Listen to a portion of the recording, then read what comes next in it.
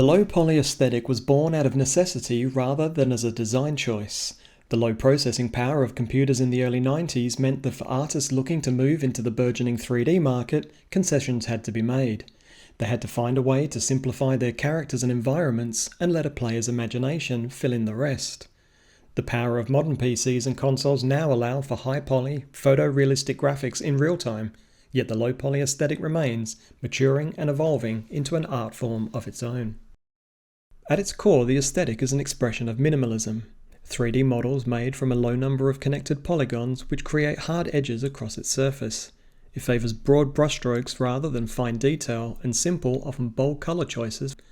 That really does no justice to the modern interpretation, so let's start from the beginning, or at least somewhere near it. Trying to pin down the first 3D video game is a hotly debated topic of semantics. Instead, let's start with an advance in technology that wowed gamers and non-gamers alike. The Sega Model 1 board was released in 1992 to arcades around the world. Taking 3 years to develop, its job was to draw polygons at an unparalleled speed and deliver games like no other. Virtua Racing was the first, and its bright colours and angular edges began to define the low poly aesthetic as we would come to know it. Audiences were impressed with Virtua Racing, and the demand for more like it was high. Over the next couple of years, Sega would release Virtua Formula, Virtua Fighter, and in 1994, Star Wars Arcade, which brought with it a rabid fan base. People queued to play these games, and their unique look had crowds gathering to watch. It was inevitable that players would want 3D games like this in the home. The only problem was PCs and consoles had nowhere near the power to produce anything of that calibre. In 1993, Star Fox was released for the Super Nintendo Entertainment System. Much like Sega with their Model 1 board in the arcade, Nintendo developed its own custom processor, the Super FX chip, for the home. Dedicated to quickly crunching the numbers required to produce polygons on screen, they packed it away inside the game cartridge itself. Not the first 3D game in the home console space, but Star Fox was aligned with the aesthetic that was capturing imaginations in the arcade. PCs were far more powerful than any console on the market, and by the mid-90s many of the well-known franchises today were making their debut. The number of polygons was slowly increasing, and were moving away from being single colours. Textures were projected onto polygons to add detail not possible with geometry alone. As well as increasing player immersion, they served to hide the still very low number of polygons a model had, though there was no escaping reality. To developers, the look had become something to be covered up and hidden away until technology could make it a thing of the past. PCs were doubling speed almost every 2 years. Games were becoming more advanced as developers pushed hard against the limits of the hardware, knowing that more power was just around the corner. More power meant more polygons at faster frame rates, allowing for more detailed models with smoother animations. Low poly's days seemed to be numbered. However, there was a development that reshaped the gaming landscape. The popularity of smartphones made them a perfect platform for game developers. Mirroring what had come before, early smartphones had low processing power, which meant that games were primarily 2D. Games like Angry Birds, Candy Crush and Fruit Ninja were hugely successful. Their low cost and pick-up-and-play nature saw them labelled as casual games.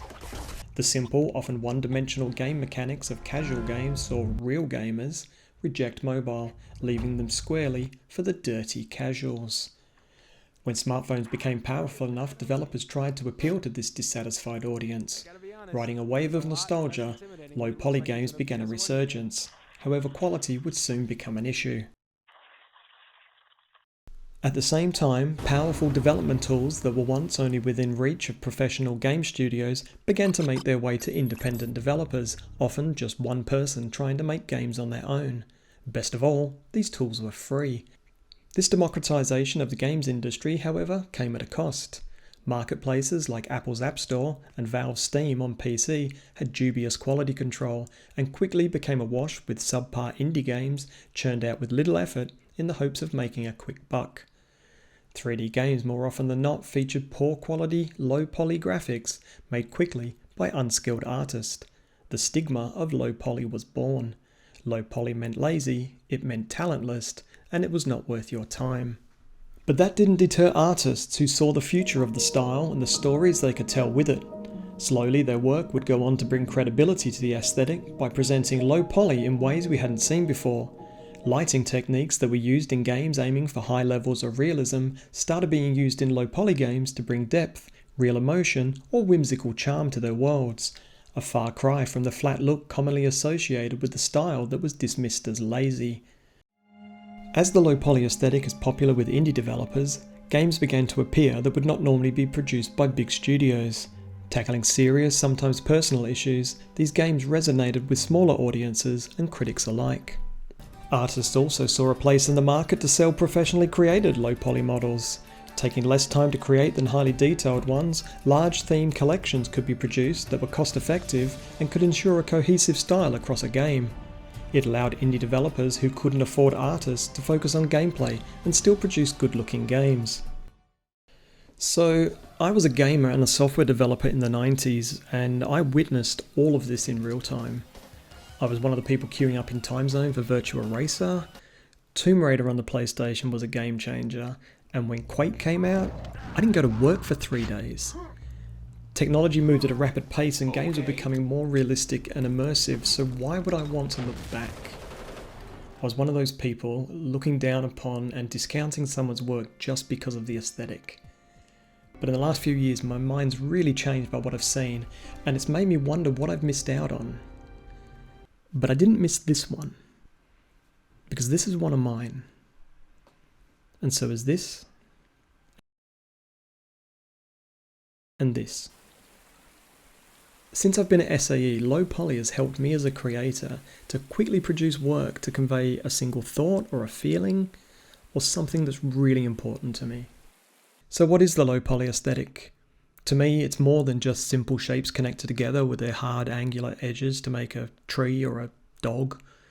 It's also the feeling these simple representations evoke in people and how imagination can fill in the rest.